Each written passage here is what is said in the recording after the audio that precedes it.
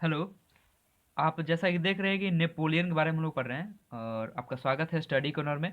Napoleon जो है इसका जो कहानी है बहुत ही इंटरेस्टिंग है। बेचारा कभी जो भी युद्ध लड़ा है कभी जीत ही नहीं पाया है। और नेपोलियन जो था आप जानते हैं कि वो बौना था। तो चलिए हम लोग पढ़ते हैं इसके बारे में। प्लीज़ साथ रहेंगे लास्ट तक। यहाँ देखिए, इसका जन्म जो है 15 अगस्त 1769 ईस्वी को कोर्सिका द्वीप की राजधानी अजाशियो में हुआ था। अब ये कैसे याद होगा? 1769 कैसे याद आएगा, कोर्सिका द्वीप कैसे याद आएगा और अजाशियो कैसे याद आएगा? तो हल्का हल्का हिंट मिलना चाहिए। देखिए, नेपोलियन का 9 से कहीं ना कहीं आपको 6 लगेगा। ये 6, ये देखिए 6 और 6 और 9, 6 और 9 एक दूसरे का उल्टा ही होता है। 6 का उल्टा कर दे तो 9 बन जाता है। तो 1769 में जो है नेपोलियन का जन्म हुआ था। ओके। तो नेपोलियन का जन्म किस लिए हुआ था? फ्रांस को एक मतलब कि नई ऊंचाई पर पहुंचाने के लिए। तो 15 अगस्त हम लोग का देश का जानते हैं ना, हम लोग स्वतंत्रता दिवस मनाते हैं। बहुत कुछ एकदम नया हुआ था 15 अगस्त को। तो 15 अगस्त को समझिए कि फ्रांस के लिए कुछ नया हुआ था। ठीक है। 15 अगस्त 1769 को इसका जन्म हुआ था। और पूछा जाता है कि ये क्या करने आया था। तो बताया जाता है कि ये फ्रांस में दीप जलाने आया था। तो आ जा, ठीक है आ जा। नेपोलियन को बुलाया गया, आ जाओ। तो अजासियो में उसका जन्म हुआ। कोर्सिका द्वीप की राजधानी अजासियो में जन्म हुआ। बस हल्का सा हिंट मिले और कुछ नहीं चाहिए। हम लोग फिर से ढक के ऊपर से अब हम लोग रिपीट भी करेंगे। पिता देखिए, पिता जो है कार्लो बोनापार्ट थे। पिता कार्लो बोनापार्ट। एक चीज़ बताइए कि नेपोलियन क्या था? बौना था। ठीक है। और पिता से समझिए पीला, पीला कार्लो। ए बौना, पीला कार्लो।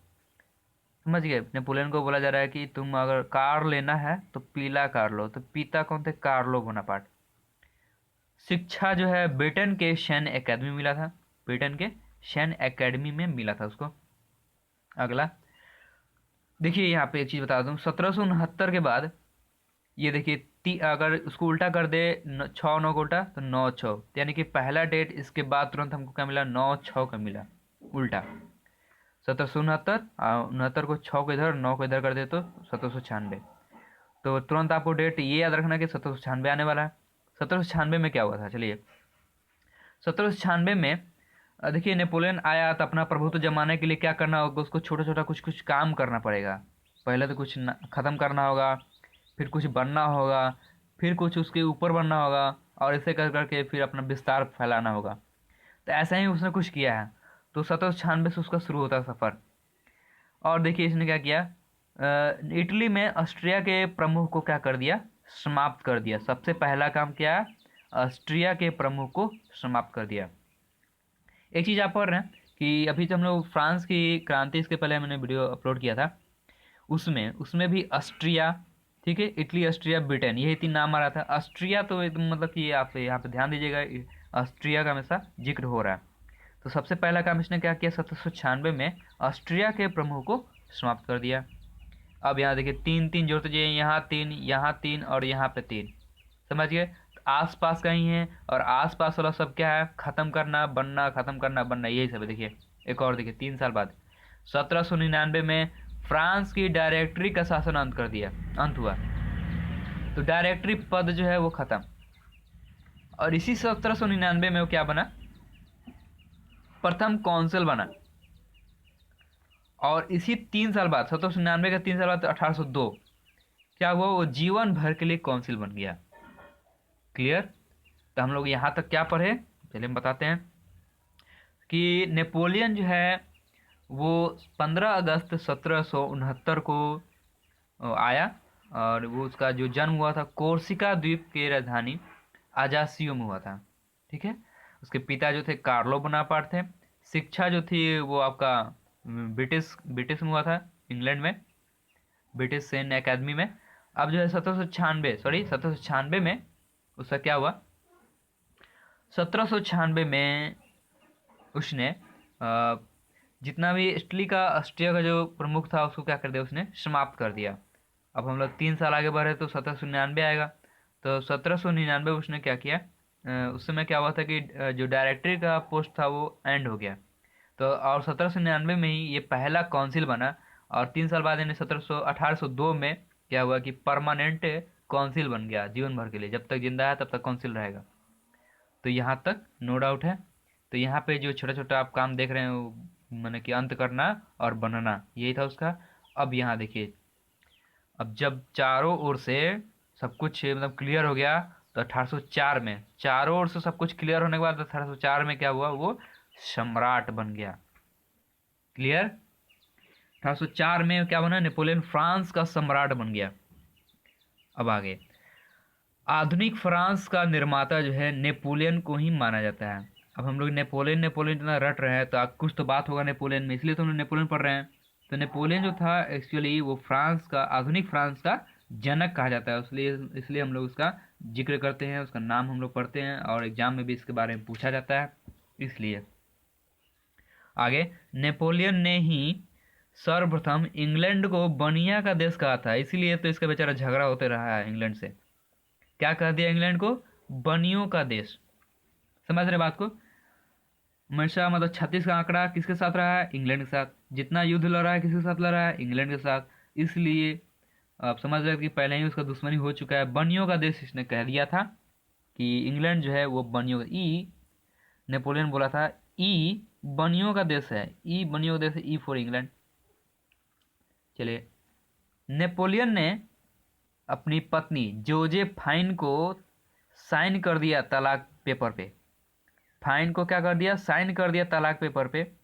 और ऑस्ट्रिया की राजकुमारी मोरिया लुइसा से शादी कर दी। यहाँ देखिए इसका जीवन का जब हम लोग पहला कहानी पढ़े थे ना, कि 1700 जन्म के बाद 1796 में ऑस्ट्रिया के प्रमुख समाप्त कर दिया। और देखिए एक और इसका कारनामा है यहाँ पे, कि इसने तलाक देने के बाद ऑस्ट्रिया की राजकुमारी मोरिया लुइसा को से शादी भी की है। ठीक है, मोरिया लुइसा। चलिए, नेपोलियन ने बैंक ऑफ फ्रांस की स्थापना 1800 ईस्वी में की है। बैंक में बॉ जैसे बताया था मैंने, कुछ ट्रिक मैंने आपको बताया था, बॉ जो है 8 जैसे, तो 8 तो 1800 हो जाएगा। और फ्रांस में लोग डर के मारे पैसा जमा नहीं करते थे। देखिए 1800 है, 00, तो फंसने के डर से, फ्रांस फंसने के डर से 00 1800 में स्थापना की। ये किसने स्थापना की है बैंक ऑफ फ्रांस की स्थापना, नेपोलियन ने ही किया है। चलिए आगे, ट्राफलगर का युद्ध 21 अक्टूबर 1805 ईस्वी में इंग्लैंड और नेपोलियन के बीच। देखिए पहला इंग्लैंड और, क्यों इंग्लैंड और नेपोलियन के बीच में युद्ध हुआ, बेचारा नेपोलियन ने क्या कह दिया था इंग्लैंड को, बनियों का देश।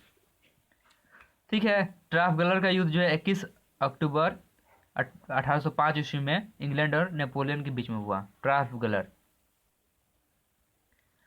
चलिए यहाँ पे देखिए समझ सकते हैं कि युद्ध जो हुआ गला पकड़ने वाला है, पंजा से मारने वाला, पंजा नहीं 5 थप्पड़ थप्पड़ मार मार के दोनों युद्ध किया है, इंग्लैंड और नेपोलियन।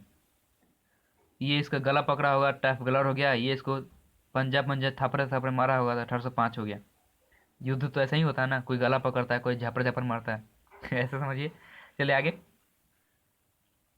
नेपोलियन का कोड। नेपोलियन का कोड का मतलब होता है नेपोलियन का कानून का संग्रह। ये कुछ पॉइंट है, ये कभी कभी पूछ दिया करता है एग्जाम में। नेपोलियन का कोड का मतलब क्या होता है, कि नेपोलियन ने जितना भी कानून बनाया था उसका संग्रह को नेपोलियन का कोड कहा जाता है। ठीक है, अब आगे, नील नदी के किनारे एक और युद्ध किया था उसने। नील नदी के किनारे युद्ध किया था अंग्रेजी जहाजी बेड़े का नायक नेल्सन के साथ में, और उसमें बेचारा हार गया था। देखिए यहाँ पे मुंह बनाया है, हार गया इसमें भी। कोई भी युद्ध तो जीता ही नहीं है ये। नील नदी किनारे अंग्रेजी जहाजी बेड़े का नायक जो है नेल्सन के हाथों नेपोलियन की बुरी तरह से पराजय हो गई। यहाँ से इसका कुछ सफर चेंज होता है, तो हम लोग पहले यहाँ तक कंप्लीट करते ऊपर से आते हैं। ठीक है, सबसे पहले कितना जितना हम लोग पढ़ लिए हैं यहाँ से, तो फिर से मैं इसका ढक देता हूँ। चलिए देखते हैं पहले क्या हुआ है इतना दूर से। सबसे पहले नेपोलियन जन्म लिया 15 अगस्त 1769 ईस्वी में। कहाँ जन्म लिया, तो कोर्सियो द्वीप के अजासियो में जन्म हुआ उसका। फिर उसका जो है मैंने 6-9 को उल्टा करते हैं तो 9-6 हो जाता है, यानी 1796 में उसने इटली के जो ऑस्ट्रिया में जो सामंत व्यवस्था थी उसका क्या कर दिया, उसका सबका अंत कर दिया, प्रमुख जितना था सबको अंत कर दिया, समाप्त कर दिया। उसके बाद यानी 96 से 3 साल बढ़ा दे तो 1799 में उस वहाँ पे फ्रांस में जो डायरेक्टरी पद का अंत हो गया, और 1799 में ही वो जो नेपोलियन था वो कौंसिल, प्रथम कौंसिल बना वहाँ का।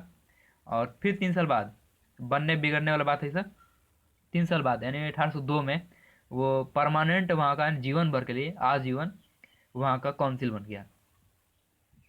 जब चारों ओर से हर तरफ से वो रास्ता साफ कर लिया, यानी कि 1804 में, तो वो फ्रांस का जो है वो क्या बन गया, सम्राट बन गया। क्लियर। अब आगे हम लोग बढ़ते हैं, तो अब बात करते हैं हम लोग कि आधुनिक फ्रांस में जो है, आधुनिक फ्रांस का जनक जो है इसे नेपोलियन को ही माना जाता है। और नेपोलियन का कहा जाता है कि नेपोलियन ने जो कोई फाइया थी, सॉरी, जोजाफाइन, जोजाफाइन को क्या कर दिया, उसने साइन कर दिया तलाक पेपर पे। और ऑस्ट्रिया की राजकुमारी जो थी, कौन थी, वही मोरिया, मोरिया करके तो थी, ठीक ना। उसको उसने क्या, उससे शादी कर लिया इसने।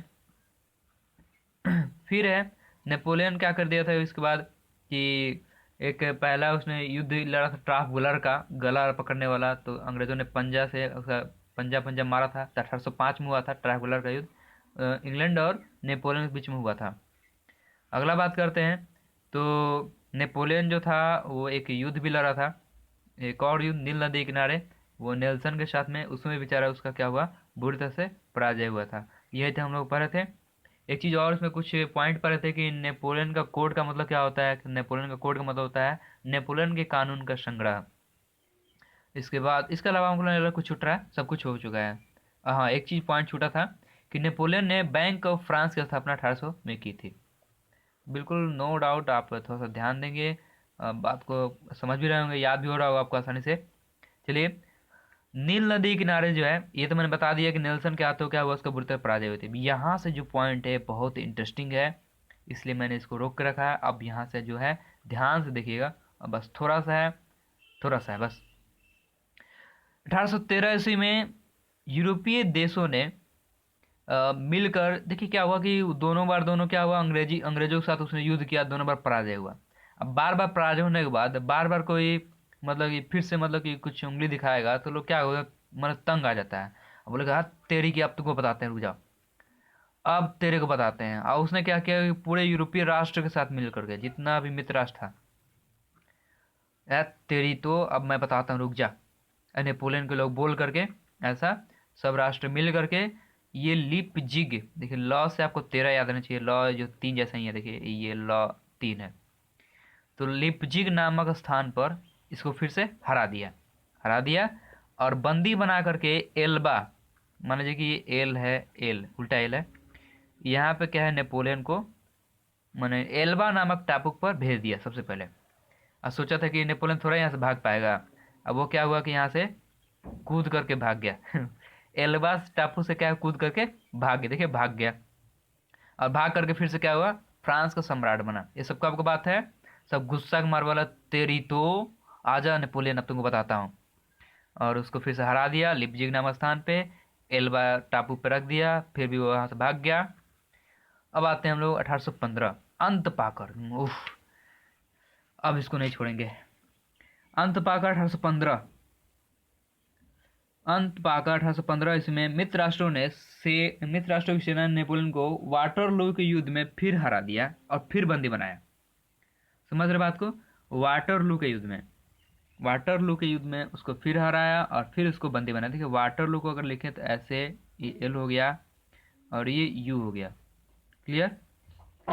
वाटरलू सॉरी, इसको कुछ बताने वाला था, छोड़िए। वाटरलू जो 1815 ईस्वी में हुआ था, मित्र के साथ में, नेपोलियन के साथ में, और वाटरलू युद्ध में इसके बंदी बना लिया था और ऐसा जगह पर रखा ताकि वो हिल नहीं पाए। देखिए सेंट हेलेना द्वीप, सब जगह से हिल हिल के भाग गया, मतलब कि हिल गया मैंने भाग गया वहाँ से, लेकिन ऐसा जगह पर रखा आपकी बार कि वहाँ से हिल नहीं पाए, सेंट हेलेना द्वीप पर रखा।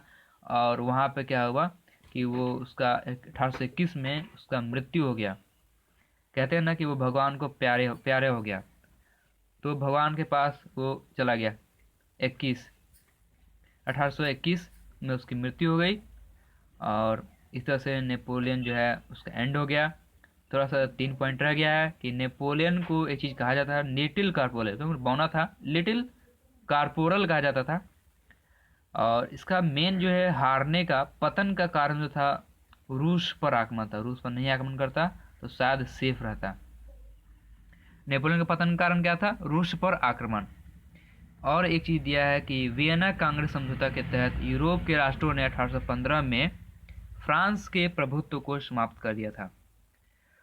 फ्रांस के प्रभुत्व को समाप्त कर दिया। 1813 से उसका मेन शुरू होता है, जब सब मिल करके, अंग्रेज सिर्फ लड़ रहे थे और यहाँ पे सब मिल करके उसके ऊपर टूट पड़े। देखिए, यूरोपीय राष्ट्रों ने मिलकर 1813 में यूरोपीय राष्ट्रों ने मिलकर उस पर आक्रमण कर दिया। और समझ सकते हैं उसका यहीं से थोड़ा सा मतलब कि कमज़ोर पड़ने लगा। कमज़ोर तो था ही, हार गया था बेचारा, बार बार हारा था। तो हो सकता है कुछ कुछ हेल्प हुआ होगा। फ्रेंड है, ठीक है फ्रेंड, कुछ बोलेंगे नहीं, बस आप अगर अच्छा लगा तो लाइक कर देंगे। और अगर मैंने आपको लग रहा है कि ऐसा टॉपिक करना चाहिए तो मैं नेक्स्ट टॉपिक भी लेकर आऊँगा, बशर्ते कि इसका परफॉर्मेंस देखने के बाद कि कैसा इसका लाइक और कमेंट रहता है। चलिए हम लोग मिलते हैं नेक्स्ट वीडियो में।